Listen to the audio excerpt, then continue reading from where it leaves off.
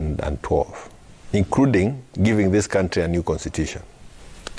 Although many will reference a disputed election, but the declaration was made by the Electoral Commission of Kenya. It's fine. Disputes are now the order of the day in this country. Anything you do will end up in court. Okay. And there will be somebody disputing whatever it is that you do. Okay. So I am not really worried about the number of members of parliament in a party, no. In any case, the law allows you to form other coalitions with other parties, and we have done so.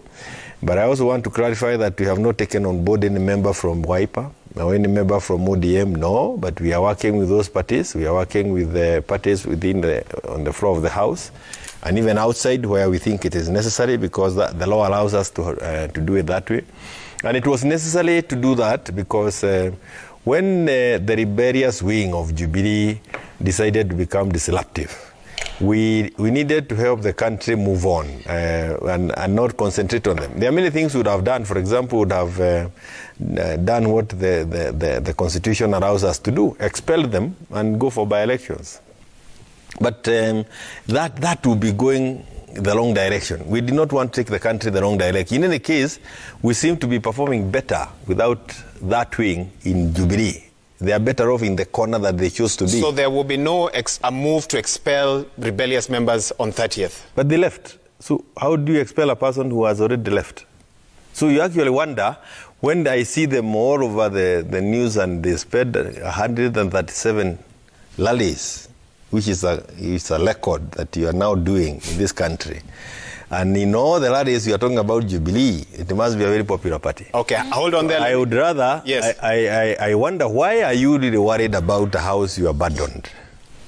If it is not worrying you, if it is not a concern, if it's so weak that it's actually dead, why do you keep talking of a dead animal? Okay, let her come in. I'll come back and unless you are worried about it and you know how lethal it can be, because you didn't manage the killing. Honorable Boss, if perchance you're invited, would you attend? Sorry?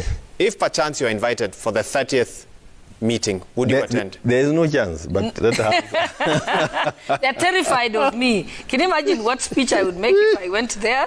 Of course, they won't let me go anywhere near there. Eventually, I'll embarrass them. But definitely, I'm not interested. I'm not interested, and I'm actually, it's not the first time the time has been spoken. Go ahead, Boss. I think this is good. Let's put this in context. We are having not even 137 rallies. It's more than 137. The DP does maybe 10 stops in a day, on a bad day, and can do more. Yes. Yeah, because the others you don't see that we have. Okay. So, 107. He's definitely the most inspiring, hard-working leader. When other leaders are asleep, he is working and he's focused. And we don't spend our time talking about Jubilee. Why would you talk about something that died and was buried, as far as you're concerned, and the corpse handed over to some opposition party? We're not interested. What we talk about is we have a candidate. They don't. We have a candidate with a record, a track record. They don't. We have a political vehicle, which is the United Democratic Alliance. They don't. They are still wondering whether it's Oka or whether it's Raila or whether it's ODM or they are going to get together again. They do not have a political vehicle. We have a clear political vehicle. And most importantly to Kenyans, we have an agenda. We have an economic model and agenda in place. We have an agenda for the health sector. We have an agenda for creating jobs. We have an agenda of actually being able to create wealth at the lowest level, which is the majority, so that we can ensure that there's more Kenyans who have money in their pockets, they can contribute to the tax base, and that we can be able to have money to run our affairs as a country and not have to borrow from other countries. So we have such clarity that Jubilee is nowhere in the radar. In those things that I've said, you're not our agenda, you're not our candidate, you don't give us any, we're not, there's nothing that we can do on that. When he says that they restrained themselves not to do something like send us to by-elections, the only reason they did not do that, and I can tell you this because we know from intelligence sources, is that they knew if they sent us back to the ballot, I can guarantee you each and every one of those expelled members would be right back. So it would have been a smack in their faces. He says they've had 3 meetings. I'm very impressed that you've had 3 meetings. Because in my whole life in Jubilee, we have not had more than 3 meetings. In fact, in the 3 meetings, it was a monologue where the party leader spoke himself. So we had 3 also with you. But it was a monologue. That's not a meeting. A meeting is where you have a discussion. It's not a meeting when one person is speaking or when other people are issuing threats to others. I'm glad that you say you want to sit and tell yourselves that you want to have, see what you have achieved, what you promised, what you delivered. That's fantastic. It's about time that you told Kenyans. Because Jubilee achieved so much between 2013 and up to March 2017. After March 2017, there was, in 2017, there was supposed to be, there had been a good foundation base set for the progress that would have happened. The road network, the electrification, the construction of the TVETs and admission of students in TVETs in order to create skilled labor to go into our structure, into the agenda for the big 4, manufacturing. But what happened is, after the handshake, there was nothing remembered of the agenda 4. Immediately, they began to talk about the constitutional amendment, and from that day there has been mayhem. What policy changes did the handshake bring in that you feel blocked the development plan of Jubilee? No, what policy, not politics. What policy changes? No, there were no policy changes. There was plain abandonment of the big 4, and they began to focus on setting up an illegal task force, sending them around the country with our taxes, spending public resources that should have been sent on development to get people to go and write an illegal amendment to our constitution. And that is water under the bridge, because whatever we said in our camp was confirmed by 2 courts, no less than 12 judges. On Mashujaa Day, before I allow Kioni come in, President Uhuru Kenyatta spent almost 20 minutes enumerating all projects under the big 4 that have been achieved between 2013 to today. Are you saying that none of that happened between 2017 and today? Affordable housing backfired, isn't it? Tell me, how many affordable houses? I'm the one asking questions. I want to, no, that's what I'm saying. If you believe his speech, affordable housing, which was about not just providing affordable housing, but providing jobs, that died. I think there was supposed to be hundreds of thousands of houses. I don't think we even got to 250 houses. When it came to the issue of universal health care, ask Honorable Kioni. Do you know how many times we are preoccupied with raising money to cover hospital bills for our constituents and our families who have challenges paying for that, for health care? So we did not achieve universal health care. What we probably just achieved is the increasing of the contribution of NHIF from 250 shillings, I think at lowest level, to maybe 500 shillings, and then at such a bracket of income at 1,700 maximum. Initially, their agenda had been to actually increase it further so that they could create over 200 billion in a fund that could ensure that every person is able to cover their medical bills, and that we would not have a situation where families become bankrupt, they sell their properties and their children drop out of school to take care of one sick member of the family. It is a tragedy. It's tragic. So yes, the agenda came in, but it was not followed through because the focus changed to BBI. Okay. We spent 2 years dealing with BBI. I want you to hold there so I can allow Kioni to come in. I'll interrogate some of the statements you've made a bit later on. Kioni, I can give you a chance to respond. And even as you say that they have left and thus 30th is not about any of the He has confirmed that we left. As you say that, they have lost numbers. There is one position, however, that is held by a leader of the team that left. The position of the deputy party leader. Is that a discussion for the 30th? I think one of the things that I wish you can play the clip that William Ruto I wish you can play the clip that I saw you do in other stations of the Deputy President when he was at Juja last week, when he was calling us bully. And he called us bully, I think, about 15 times in one rally. Bure, what to Jubilee, Bure, he want to Bure. And then, you know, his veins, his neck veins were coming out, you know, showing their power of anger. I do not know why a party you think is dead and buried would make you, you know, look so annoyed. And that I find it comical. Again, you've talked about Mashujaa Day. And remember, after a whole of maybe, I think, the 133 meetings that they had done, all they were saying is that Jubilee has not done anything, has not achieved anything.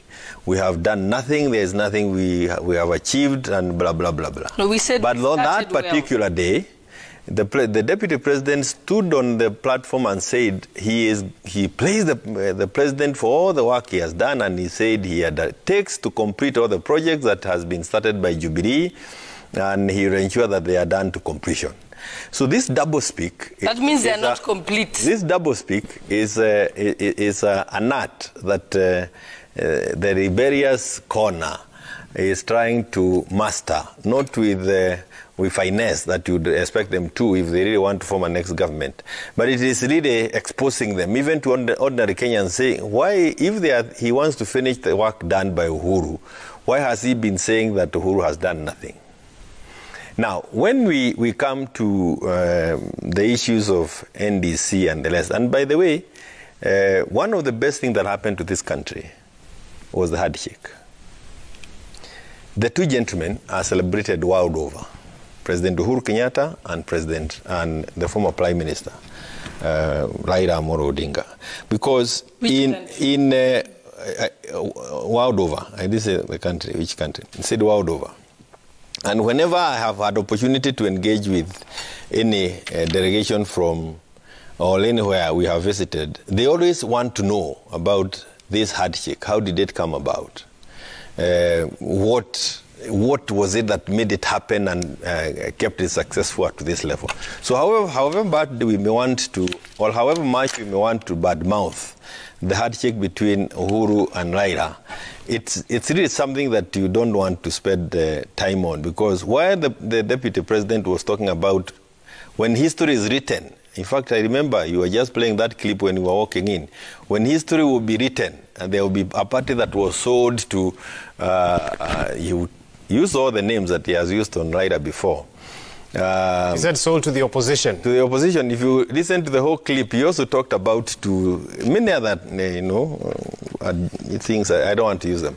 But I want to tell you, when history will be written, the history books will be talking about that handshake. It will be talking about the grand coalition government that was formed between Kibaki and Raila. It will be talking about the issue of Kibaki torture 2002. It will be talking about the IPPG of 1997. It will be talking about the 1992 deletion of the Section 2A. Those are momentous moments in this country that helped us move in a different direction. And you will see that the players or the actors in those during those times always find their space in the days after. And I tell you, Maura, it will be tragic in this country if we ever go down the road of 2007. Once we are done with an election, it doesn't matter whether you won by a landslide or by a small margin. The leadership in you requires you to reach out. You seem to have taken us now to 2022, and I was still hoping to hear your thoughts on 30th November. I'm trying to deal with her disappointment with her having reached out, which is always in our chemistry, and you see it happening every time. You have to reach out, because when you go to a competition and you are looking for votes, it's not a football match where you want to die because you have lost. You want to... it's just an opportunity for you to preside. an opportunity for you to preside and call others around the table so that you can move the country forward. And that spirit must be sold to including UDA, because they will need it if they win next year. From the look of things, that from the look of things, it's a thing that is very far from anywhere near their doors. But again, going to 2022, not 2022, before 30th November. 30th November, I told you that we are looking forward to the NDC. Mm-hmm. We will be wanting to know what has the president achieved, what has he not achieved. Of course, we can't help, but we want these things documented. It started being documented during the Mashujaa Day.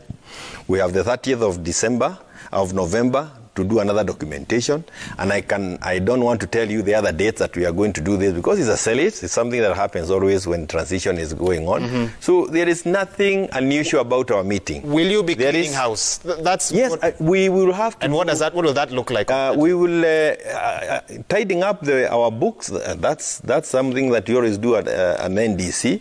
There are people who will have left. There are those who will have want to come in, and that's something that you do.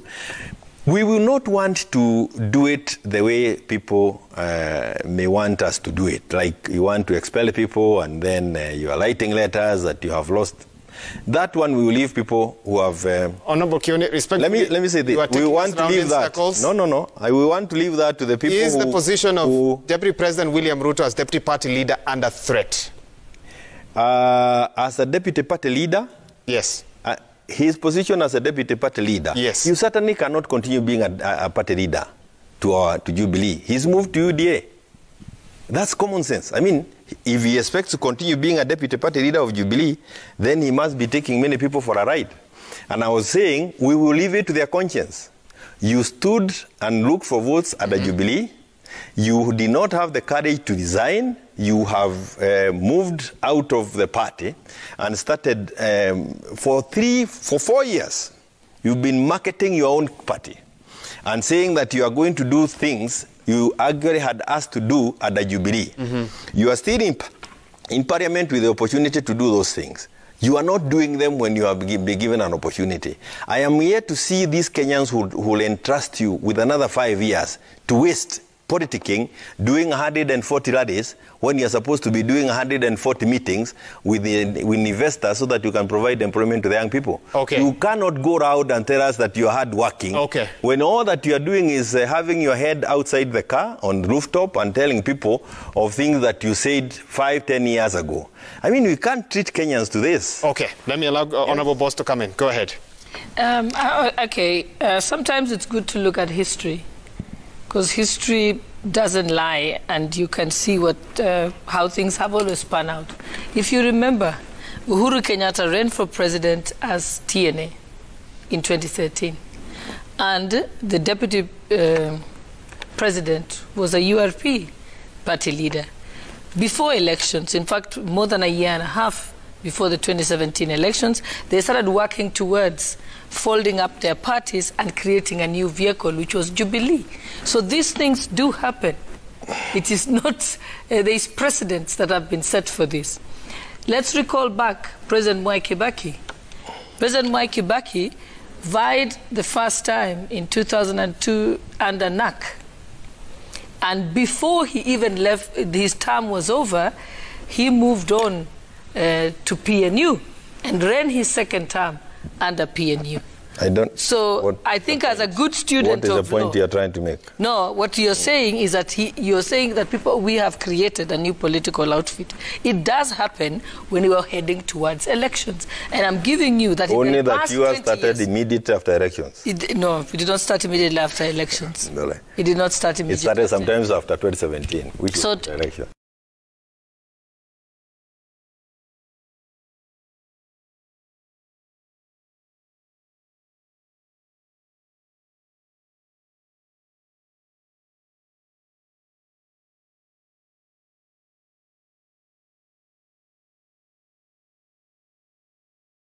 Yes, the TNA, URP fall okay that when somebody loses, they can throw a tantrum in the streets of Nairobi, cause mayhem until business stops, until their hand is shaken so that they can calm down and they are given some sort of vehicles and security and a job in the African Union by the, in order for them to calm down and stop their temper tantrum. That is not acceptable.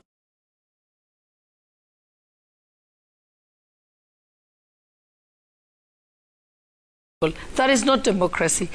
Democracy means people go to an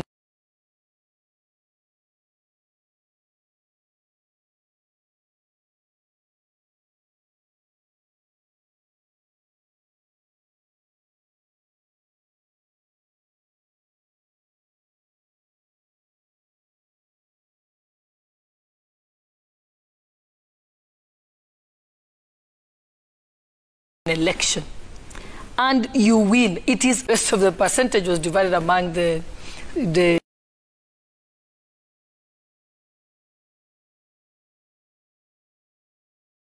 by the opposition leaders. That's why our constitution entrenched the 50+1 to ensure that this person has a clear majority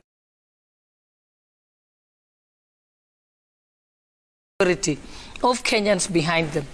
It is also the reason why the Constitution of Kenya entrenched devolution, so that whoever became president could not say, because that corner of the country did not vote for me, I will not send resources there. With devolved governments, they are getting their resources whether the president wants it or not. So it has taken away. So the challenges that he's saying existed were already cured by the 2010 Constitution. We should not try and reinvent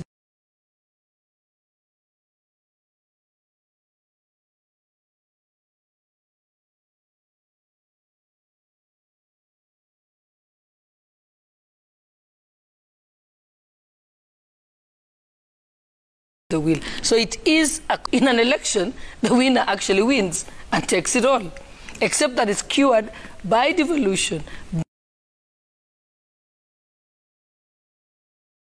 by ministries, by the chapter on inclusivity and shared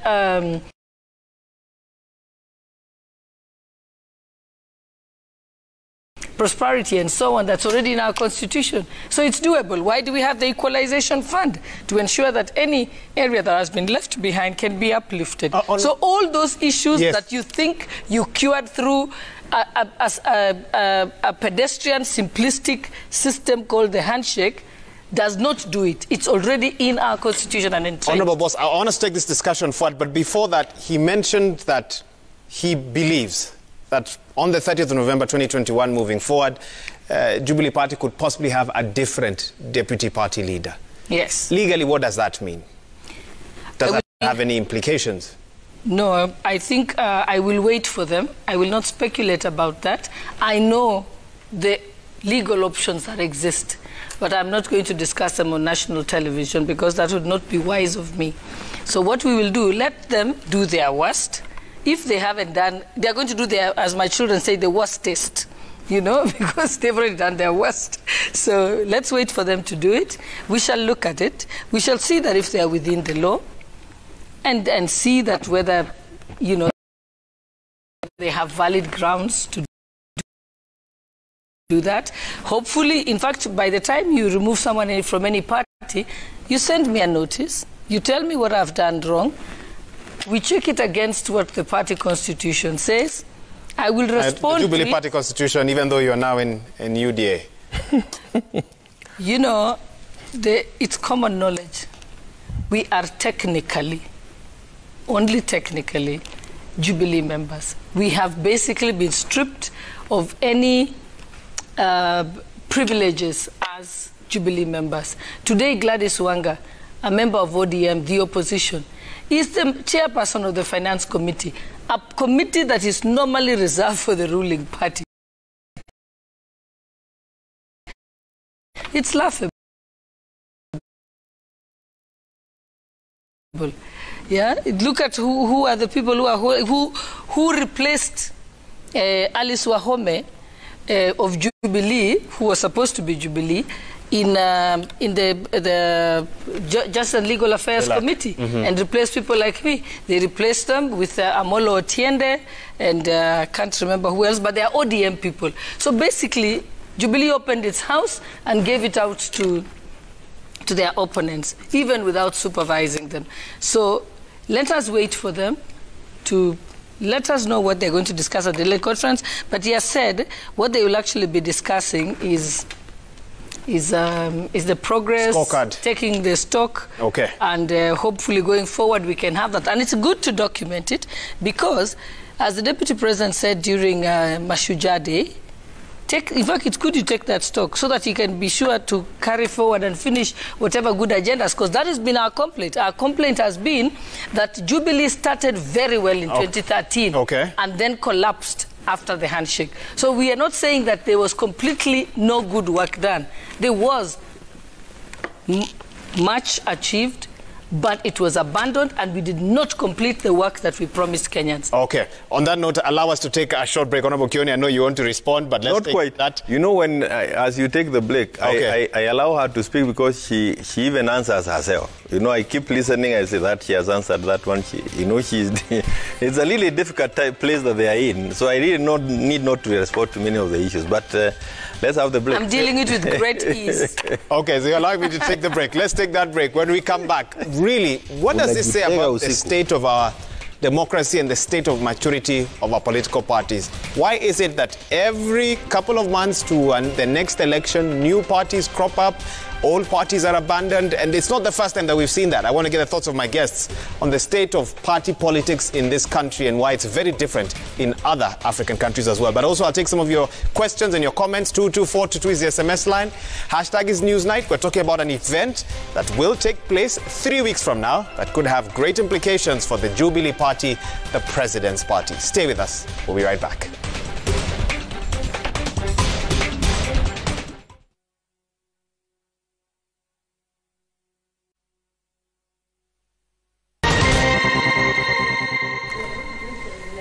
Many thanks for staying with Newsnight. My guests, I will have to call them to order. Discussions going on even during the break. Speaking of which, we are also seeing a lot of your feedback. 22422 is the SMS line. Hashtag is Newsnight. Let's put the tweets up first. All right, this is what Kenyans are saying this evening. Engineer Lazaro Kanyambok, you're saying time for political free transfer windows. More to follow after 30th. DP and his team can't be members of two political outfits at the same time. Our constitution does not allow a man to serve two lords. It's Engineer Lazaro Kanyambok. Jomo Gigi Mokoroine, you say, I feel cheated when I see the gusto in which Jubilee adherents and more so party officials are eager to hold an NDC to kick out renegades, forgetting that this was the very undoing of KANU that led to its slow death. Although KANU members today will say they're not dead, but Jomo, that's your views. Peter Mutie, you say, I don't see a big problem. If someone has already moved on, why ask them if they've moved on? Okay, that's Peter Mutie. Martin Kihika says, if these guys were men and women enough, they should have left Jubilee, relinquished their seats, and seek a fresh mandate on a UDA ticket. But we all know they can't. They don't stand for anything. That's a concern there from Martin Kihika. Let me read your SMSs. Remember, 22422 is the SMS line. He says, one viewer here, no name, you say, ask Kioni, where will they get their delegates? Because I haven't heard of a grassroots election. Will it be a legal delegates conference? That's one. And then let me see one more here. Please ask Kioni to tell us, will the meeting be attended by members of other parties? Will they be invited? All right. Let's get some of the thoughts now. We can respond to that before I ask one other question. A quick one is that we ourselves have been invited by other political parties in their NDCs. It's a practice all over. I have attended NDCs, not just for within our country. I have attended NDCs in countries like Norway, invited by those political parties when I was an official of PNU. So it is normally good practice. It's actually good political manners. Parties that are well behaved invite others, even those whom they are competing with. Because as I said, it is not, you don't compete to kill one another. It is not so vicious. You know, that is one of the mistakes that we have in our minds as in our country, that since we are competing and we compete in a very corrosive manner, something that we need to deal with as a country. People think that you are such enemies, you cannot sit together. But mature politicians compete to get an opportunity to preside over the affairs of a nation. And that should not make you an enemy of the other. It should not be such that you cannot even eat together. And that is accurate. That informs the reason why I fear any leader seeking for a political position, especially the office of the presidency, who doesn't have within his chemistry the ability to reach out to those whom he or she was competing with, is a very dangerous thing. You must make sure that you reach out. And I urge all those who are now being given the ticket to run for the presidential ticket next year to start having that in their system. They must reach out. For the sake of this country, you must reach out. And I want to say this. One is that, like she says, there's nothing wrong in forming another party to run on when elections are near. Okay. PNU was formed 3 months to elections. Same thing about even 2002 when we were saying Kibaki Tosha. The party that was formed just a couple of months before elections. The TNA URP thing you're talking about was formed 3 months or so before elections. But when you form a party 4 years before elections, and you are actually creating a rebellion within the ruling party, 4 years to elections, that is the bit that's marks of dishonesty. It is a really bad thing. It doesn't show leadership.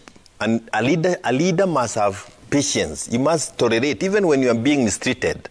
Your qualities must be seen to be a person who cares more about the nation other than a personal greed. You know, serving, like President Kibaki said, is a privilege. Not to satisfy your personal greed, but to serve others. It's a privilege to serve others.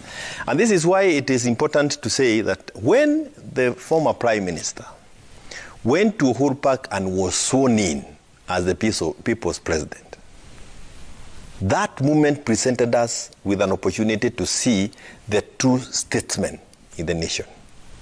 It was either that Uhuru was going to say, I have been sworn in through the constitutional provision, I am the president of this republic, nyinyi mutaniona. He would have sent the army to Uhuru Park. He would have crushed everybody who was there. In any case, those who were even at Uhuru Park feared for that eventuality. Some of the NASA principals didn't show up because they actually thought that was going to happen. He didn't do it. Why? Because if he had sent the army there, even the renegade corner, the rebellions team, would not have had an opportunity to rebel because we would not have had a country. So the people who sat to save the country at that moment are people you must celebrate. And if you are looking for a presidential position and you cannot appreciate that fact, you continue bad-mouthing the handshake to the day we are in here. Something is wrong with your approach, and we must fear you. As a leader of this country, we must be very, very fearful. Because if such a scenario comes up again, you have already demonstrated that you have no ability to help us out of that scenario. Statesmen are the ones. I think you're presenting your personal views there. No, yes, and you called me to present my personal views. Remember, this is you called me to present my personal views. So are you saying because someone has questions about a handshake, and there are people who moved to court to question the EBI process thereafter? I am saying this, Wahiga, that if you cannot be able to appreciate that, I would urge Kenyans who will be voting 2022 to be very fearful of a person who does not see anything good that came out of the handshake. Although it's people's constitutional right. Let me go back again. Mm-hmm. I was part of the 2007 team. You remember we had the crashes and the deaths that followed? And I was one person who really questioned the president then, Mwai Kibaki. Why did you go over and sign a coalition agreement with the prime minister then? Then he was the leader of ODM. Was it CORD? Why did you? ODM, I believe. Mm-hmm. It was CORD, I think. The Pentagon. I think it was. They've mutated. It was, yeah, but the ODM still remained. But I think it was the CORD thing. And you know, Kibaki called us to KICC as members of parliament, young people, and he asked us a simple question: Kati yenyu nani amekufa? What's your problem? I've signed with Raila. What is it that you want? We want a country that moves, not a country that stores and we are fighting forever. And he came with the agreement that he had signed with Raila and said, I want you, if you are a leader, worth the votes you are given in your constituency, now take the piece of paper we signed and show me where we should improve it before it is passed in Parliament. And he told us that is leadership. That's why you are elected as a leader, to show the way forward, not to continue competing and fighting and killing one another.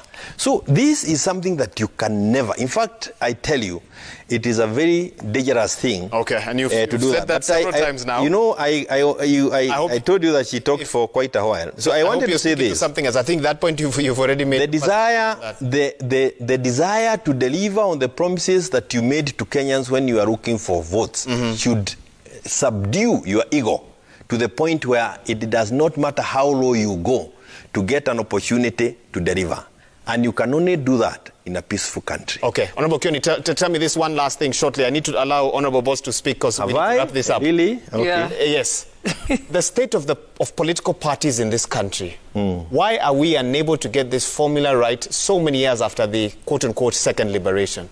Because we'll have to fix our politics. And we must fix our politics and fix them if we ever want anything to happen in this country, including fixing our economy. And you would need to take a deep breath, remove your personal greed to power, personal greed to wealth, and the rest. And some would say across all everybody, political sides, including me. No, I'm not talking about anybody. Please, Waiga, I'm not competing with boss. No, I am not. I'm not here to do that. Mine is how do we move this country forward? Even as we compete with UDA and the rest, we still must remember that there's a country that is crucial for us. And if this competition might start looking bad, it is upon us leaders to ensure that that competition is tamed and given some sensible direction. Because we will all suffer if it doesn't work. So it's not that I'm saying, until we fix our politics in this country, we are not going to be able to help. And then it does not matter the model that you have to help us improve our economy. For as long as we are competing to the point where we swear another president at Uhuru Park, that is not useful. And it does not mean that one should not accept that you have been defeated. We are able to go over this issue because it looks like we'll be there for a little longer than we thought. We thought that with the devolution, these issues will be behind us. We thought that with the 2010 constitution, these are issues that are going to be behind us. But since they are not behind us, as leaders, you cannot stop looking for a solution that will help us move forward so that the competition between UDA and Jubilee is a happy one, not one that is becoming so corrosive. You know, you are so bad that, you know, Well, she disagrees with you. Let me now allow her to come in. Go ahead, boss. Okay, first I want to take great exception for any leader who's worth that leadership to begin to sort of go into fear-mongering on national television. I don't see where the current election and campaign mode that is going on and the galvanizing of support of like-minded people around a certain political vehicle has any parallel whatsoever with the happenings in 2007. I refuse to accept that that can be said. So what he's trying to do is send fear to certain parts of this country, and that is wrong. And I hope that NCIC is watching this. No. Because they have no two parallels on both of them. Let me finish. I will be happy to repeat it before them, yes. 100 times. Yes, all right. Yeah, but you see, you're protected. They won't arrest you. I know. Okay. But in any case, allow me to finish. So I have said you cannot draw the parallels. They are not similar, and nothing like that is happening. I still remember campaigning in 2017. It was a fever pitch type of election to get Uhuru re-elected and Ruto. I still remember 2013. It was even more fiery than this time. Because remember, Uhuru and Ruto at that time were facing a sitting prime minister controlling half the government, the Nusu Mukate government. They were also going against someone who was being pitched by the international community, where they were saying choices have consequences. This guy stood no chance. And I remember at that time, it was the sheer will of getting the grassroots support that got them elected. They stood no chance, but they succeeded because, so it was exactly the same kind of elections we're having now. So stop the fear mongering has nothing to do with it. I also want to take great exception and to correct this as a law-abiding officer of the court. Before I'm a politician, I am an officer of the court. And I swore as an advocate of the High Court of Kenya to uphold the Constitution. And you swore to uphold the Constitution. I taught this guy law at the University of Nairobi. And let's see, that's my point is, he went on to say that the president had the choice to send the army to Uhuru Park and to crush the Raila supporters during the swearing in. First, let me tell you, the president has no power. No president, not this one, not future presidents, have the power to send the army because someone is committing a petty crime. If you want to charge them with treason, there is police officers, there is DCI, and you take them to court. You don't crush them. Again, that's kind of making it look like the president has some power that is beyond the Constitution. And I want to remind us, all of us here, that when the president takes the oath of office, when a member of parliament takes the oath of office, you swear to uphold, protect, and defend the Constitution of Kenya. You, Mwaura, are obligated under Article 3 of the Constitution as a Kenyan to uphold, defend, and protect the Constitution. So we cannot be talking about something unconstitutional that could have threatening that something unconstitutional could have happened, and we are even smiling about it. We should not accept that. You saw what happened in the US when the Trump supporters tried to raid Capitol Hill. They were treated like any common criminal who had contravened the penal code and the constitution of that country. And even the former president was dealt with accordingly. So let us become people that talk about the rule of law in this country. Okay. You cannot circumvent the constitution and expect to be rewarded from it. You should actually hold to account. And lastly, I want to say this. When you say, oh, people are in this party or the other party, every party is as good as the people who are the members of that party. Those members of that party, Jubilee, have gone to UDA. They shifted to UDA. That is why Jubilee has remained as a shell. So when you have your NDC, in fact, Mwaura, you had asked me, what do you think the headline will be? I think they will be saying that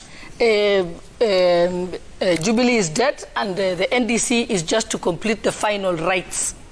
That's your prediction. That will be the deadline. And like I said, we are not invited because once a family has had a death in the family, it's not for people who are considered outsiders to decide how they dispose of the remains. They are choosing to do it at their NDC at Kasarani. Honorable We wish them luck. Honorable Kioni, what will that newsper read the next day? I don't know if it's 31st November. And lastly, but it should pass on you. You deal with it later. It should pass on you or amuse you. And briefly, please. We're wrapping this up. Why are they so preoccupied with a dead Jubilee?